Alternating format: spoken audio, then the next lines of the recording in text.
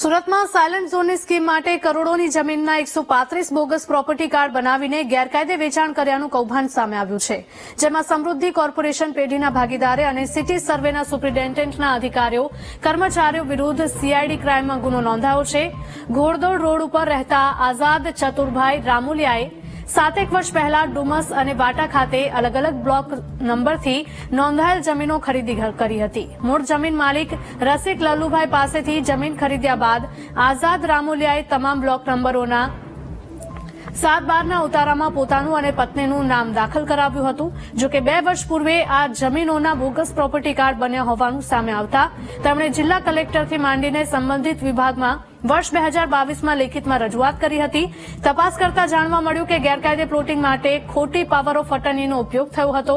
ડુમસવાટા અને ગવિયર વિસ્તારમાં સાયલન્ટ ઝોનના નામે સમૃદ્ધિ કોર્પોરેશનના ભાગીદારો દ્વારા ખેડૂતોની અંદાજે 5 લાખ ચોરસ વાર જમીનોના બોગસ પ્રોપર્ટી કાર્ડ બનાવીને ખોટા દસ્તાવેજો ઉભા કરવામાં આવ્યા હોવાનો ખુલાસો થયો હતો। સંવાદદાતા ધ્રુવ જોડાયા છે વધુ વિગતો સાથે। ધ્રુવ, જણાવશો કે સુરતમાં સાયલન્ટ ઝોનની સ્કીમ માટે કરોડોની જમીનના 135 બોગસ પ્રોપર્ટી કાર્ડ બનાવીને ગેરકાયદે વેચાણ થતું હતું। બિલકુલ સાચી વાત છે।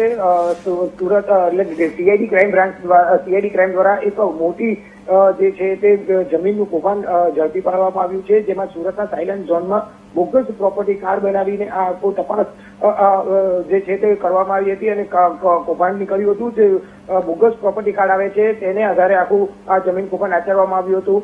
સીઆઈડી ક્રાઇમ દ્વારા એક બાદ એક પુરાવાઓ એકત્ર કરવાનું શરૂ કરાયું છે, જેમાં સરકારી કચેરીઓમાંથી આ પુરાવો શરૂ કરાયું છે। ત્યારે સુરતના જે સમૃદ્ધિ કોર્પોરેશન છે તેના ભાગીદારો દ્વારા અધિકારીઓની સાથે આખો એક ગુનો નોંધાયો છે અને તેમાં જે કરોડોના રૂપિયાની જે જમીન જે છે તે પડાવી લેવાનું આખું એક કૌભાંડ સામે આવ્યું છે, જેમાં એક બાદ એક જે લોકોની ભૂમિકા સામે આવી રહી છે તેઓની સામે સીઆઈડી ક્રાઇમ દ્વારા ગુનો નોંધાઈ રહ્યો છે।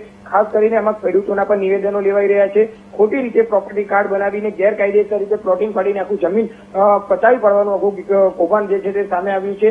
હાલ તો જે ફરિયાદી આઝાદ રામોલિયા જે છે તે પણ અત્યારે સીઆઈડી ક્રાઇમની જે ફરિયાદ છે તેમાં જ આરોપી પણ રહી ચૂક્યા છે, એટલે કે અગાઉ તેના વિરુદ્ધમાં પણ ફરિયાદ થઈ હોવાનું હાલ સામે આવ્યું છે। એક પછી એક જે રીતે આ કૌભાંડને લઈને અપડેટ આવી રહ્યા છે તે ખૂબ જ ચોંકાવનારા છે, જેને લઈને હાલ પોલીસ પણ આ બાબતે ઊંડાણપૂર્વકની તપાસ કરી રહી છે। પરંતુ મોટી વાત એ છે કે ડુમ્મસ, વાટા અને ગવિયર ગામમાં 1.40 લાખ ચોરસ મીટર જમીન જે છે તે ખરીદનાર સમૃદ્ધિ કોર્પોરેશન સાથે ખેડૂત જે છે તે પણ જોડાયેલા છે। વર્ષ 2016માં જે લોન લઈને આખા આઝાદનો આ સંપર્ક કરવામાં આવ્યો હતો અને આઝાદે આખું આ જે ખેડૂતોને બોગસ સાડાગાંઠો બનાવી આપવામાં આવ્યા હોવાનું પણ હાલ સામે આવી રહ્યું છે। એટલે એક બાદ એક કહી શકાય તો ખૂબ જ ચોંકાવનારા ખુલાસાઓ આ જમીન કૌભાંડને લઈને થઈ રહ્યા છે। જી બિલકુલ, માહિતી બદલ આભાર।